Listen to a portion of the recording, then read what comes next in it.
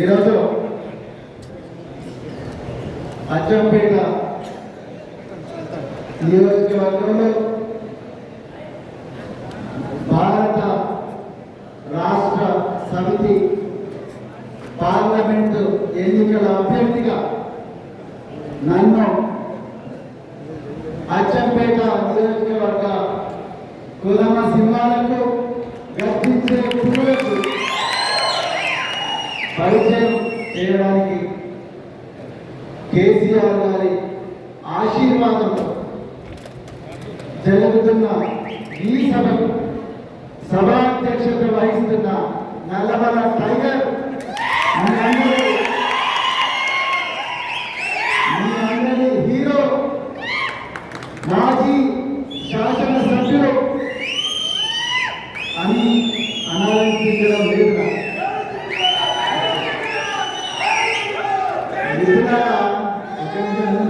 ఒక నిమిషం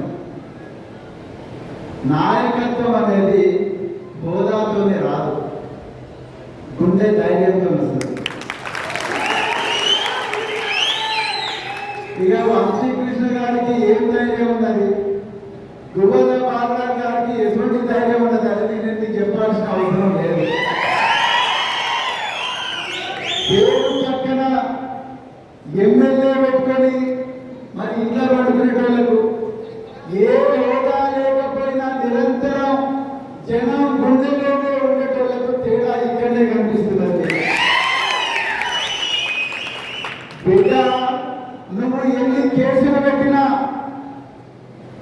ఎన్ని బెదిరింపులు చేసినా, ఎంతమందిని గాల వేసి గుంజినా, వేల మంది ఇక్కడ వచ్చిండ్రు. ఎందుకోసం వచ్చిండ్రు? ఆయన ఎమ్మెల్యే కాకపోయినా ఇంతమంది వచ్చిండ్రు.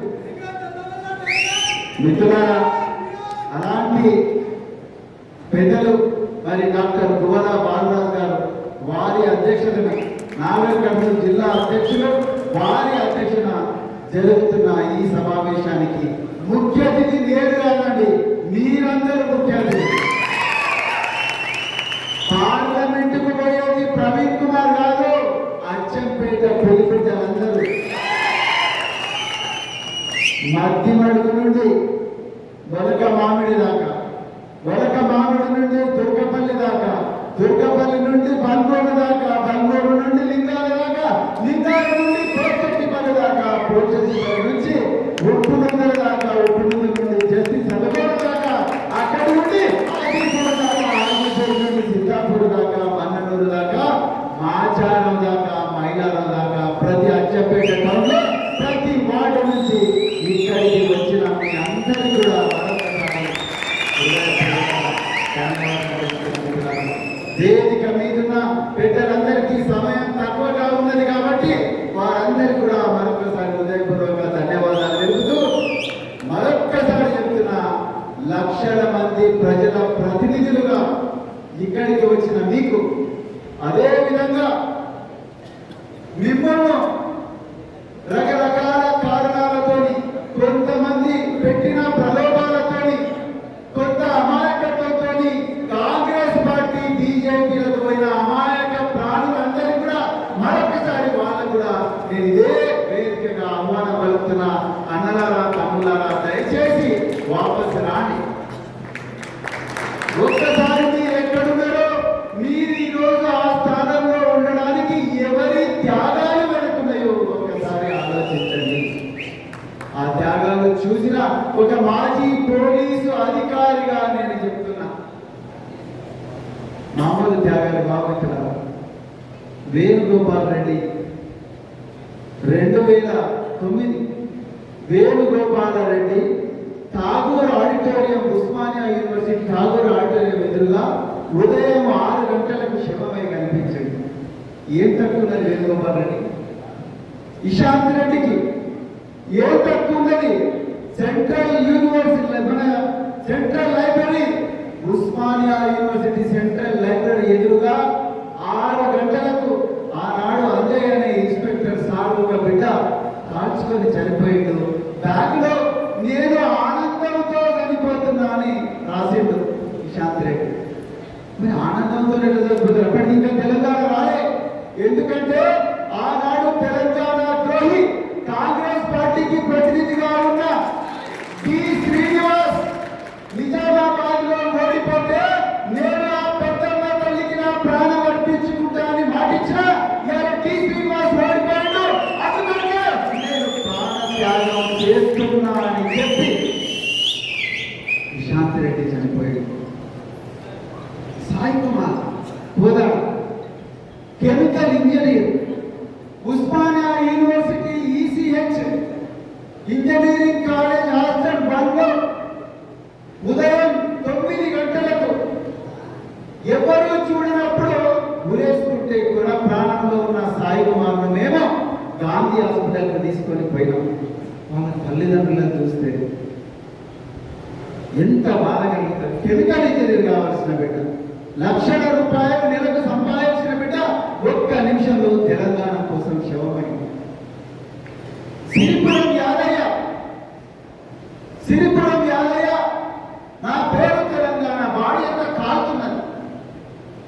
జనవరి 10వ తారీఖు నాడు 2010వ సంవత్సరం శరీరం అంతా కాలుతున్నది, మండుతున్న అగ్నిగోళం. మేమందరం కూడా పోలీసులు అక్కడ ఉన్న నీళ్లు లేకపోతే దుప్పట్లు ఏముంటాయి తీసుకొని ఆ మంటలాడుతుంటే బిడ్డ నీ పేరేం పేరు అంటే నా పేరు తెలంగాణ, మా ఊరు తెలంగాణ, నీ అమ్మానాలు అంటే మా అమ్మానాలు తెలంగాణ అని చెప్పి 24 గంటల తర్వాత సంతోష్ నగర్ అపోలో హాస్పిటల్ చనిపోయాడు.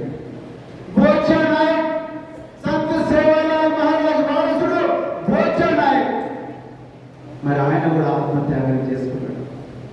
Constable Kishtaiah Mudiraj cell phone tower కు గురేసుకొని చనిపోయాడు.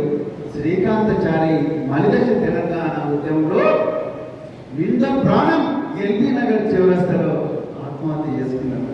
ఓ అన్నలారా, కాంగ్రెస్ పోయిన ఓ అన్నలారా, బీజేపీకి పోయిన ఓ అన్నలారా, అక్కలారా, దయచేసి ఈ త్యాగాలను గుర్తు తెచ్చుకోండి. మీ ఇసుక దండాలు కాదు, ఇసుక దండాల ద్వారా వచ్చిన అక్రమ ఆస్తులు కాదు, లేకపోతే మీ బిల్లులు కాదు, మీ మీద ఉన్న కేసులు కాదు. ఈ అమరులు ఎవరి కోసం త్యాగం చేసిండ్రో ఒక్కసారి గుర్తు తెచ్చుకోండి.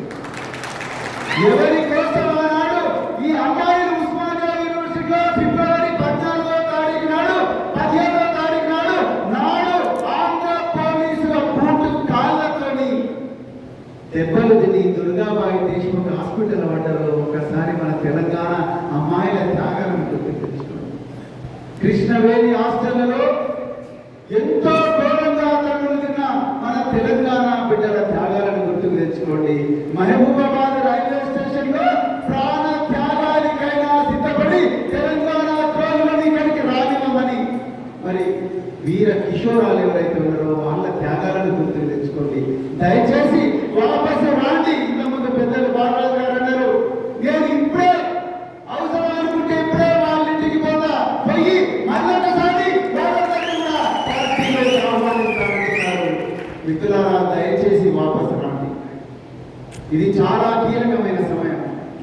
అబద్ధాలు చెప్తేనే ప్రజలు వింటారు, అబద్ధాలు చెప్పకపోతే ప్రజలు మాకు ఓటయ్యారని బాగా మీడియా ముందర స్వయాన ఒప్పుకున్న పాలమూరు బిడ్డని గర్వంగా చెప్పుకుంటూ ఈ అచ్చంపేట ప్రాంతంలో మంగళూరులో కొండారెడ్డిపల్లిలో జన్మించిన రేవంత్ రెడ్డి గారు ఇలా రాష్ట్రానికి ముఖ్యమంత్రిగా రాజ్యం వెళుతున్నారు.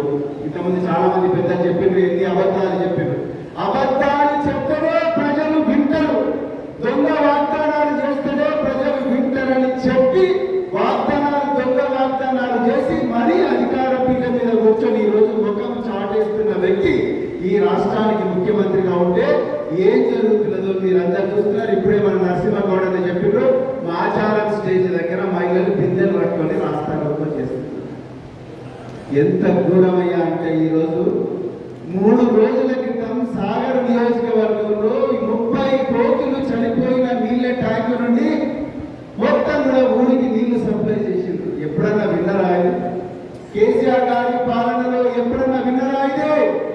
విషపు నీళ్లు తెలంగాణ ప్రజలకిచ్చే పరిస్థితి ఈ రోజు ఈ రాష్ట్రంలో ఉన్నది. ఒక్కసారి అలిగిపోయిన అన్నలారా, అలిగిపోయిన అక్కలారా, ఒక్కసారి ఆలోచించి మాట్లాడాలి. డాక్టర్ మల్లుల గారు, ఆ డాక్టర్ మల్లులని ఎంతమంది డాక్టర్లను తయారు చేసిండో ఒకసారి అడగండి. ఎంతమంది ఇంజనీర్లను తయారు చేసిండో అడగండి. ఎన్ని ప్రశ్నలు పార్లమెంటులో నాగర్ కర్నూలు నియోజకవర్గం గురించి అడిగిండో ఒక్కసారి ఆయన్నే అడగాలి. అదేవిధంగా రాములు గారి గురించి నేను చెప్పాల్సిన అవసరం లేదు. 283 రోజుల పార్లమెంటులో కేవలం 6 ప్రశ్నలు మాత్రమే అడిగిన వ్యక్తి. ఆ కుటుంబానికి మీ విలువైన ఓటేసి మరి ఓటు వేసేసుకుంటారా, లేకపోతే నిరంతరం చివరి శ్వాస వరకు కూడా మీ గురించి, మా బిడ్డల గురించి నాగర్ కర్నూలు ప్రజలు, అచ్చంపేట, నాగర్ కర్నూలు, కల్లకుర్తి, కొల్లాపూర్, గద్వాల, వనపర్తి, అనంతపూర్లో ఉండే పేద ప్రజల గురించి నిరంతరం తన విలువైన జీవితాన్ని, సమయాన్ని మరి అంకితం చేయడానికి ముందుకు వచ్చిన వ్యక్తిని మీరు ఒకసారి ఎంపిక చేసుకుంటున్నారు. నదియాల ప్రజలను మనం అందరం టీఆర్ఎస్ కార్యకర్తలుగా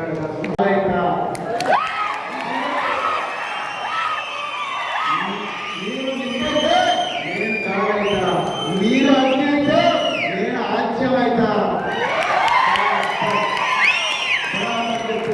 మన కార్యకర్తల మీద ఏ దొంగ కేసులు పెట్టినా, ఏ దౌర్జన్యం చేసినా, మన కార్యకర్తల ట్రాక్టర్లు కానీ, మన కార్యకర్తల మోటార్ సైకిల్ కానీ ఎక్కడ పోలీసులు అక్రమంగా గుంజుకొని పైన మన కార్యకర్తలు పెట్టిన వాట్సాప్ స్టేటస్ల మీద, ఇన్స్టాగ్రామ్ పోస్టుల మీద, ఫేస్బుక్ పోస్టుల మీద పోలీసులు అక్రమంగా పోలీసులు గుంజుతా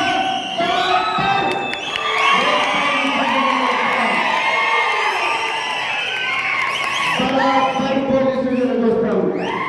ప్రవీణ్ కుమార్ 3 సార్లు హత్యాయత్నానికి భయపడలేదు. 3 సార్లు హత్యానికి భయపడలేదు. ప్రాణ త్యాగానికి సిద్ధమై పోరాటం చేసేందుకు తమ్ముడు చెప్పిండు. నిరుద్యోగుల కోసం ఆనాడు నిరుద్యోగులు బాధలో పేపర్ లీక్ చేస్తూ ఉంటే వాళ్ళ కోసం ఆమరణ నిరాహార దీక్ష చేసి కూడా ఆ నిరుద్యోగుల పక్షాన నిలిచిండు ప్రవీణ్ కుమార్. ఇవాళ టీఆర్ఎస్ కార్యకర్తలు ఎవరైనా, పేద వర్గాలు ఎవరైనా ఏ పార్టీలో ఉన్నా పర్వాలేదు, వాళ్ళ కళ్యాణ్ జరిగితే ఇదే టీఆర్ఎస్ కండువాతోని నేను బాధాదారు నేను ఇద్దరు కూడా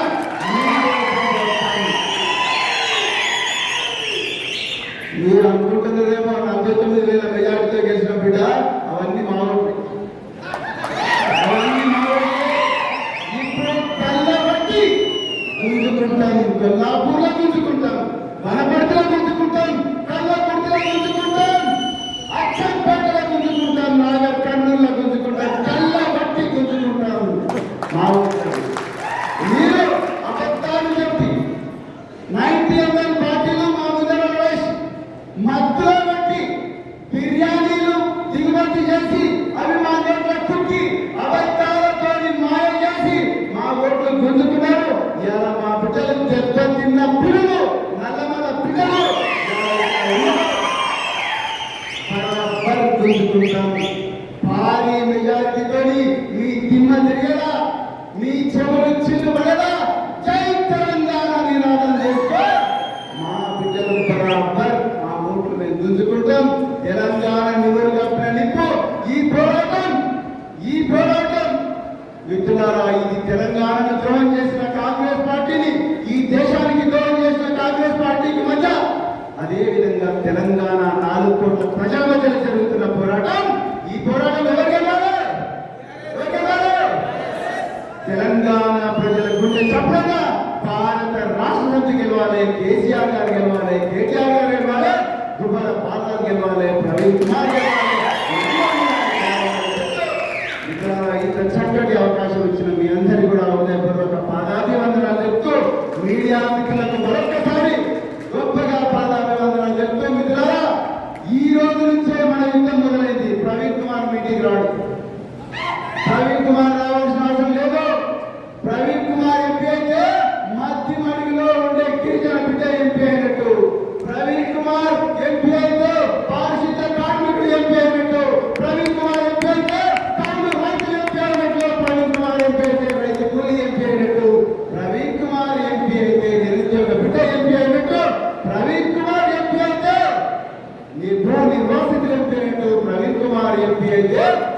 డ్రైవర్లు ఎంపేయట్టు ప్రవీణ్ కుమార్ ఎంపేకి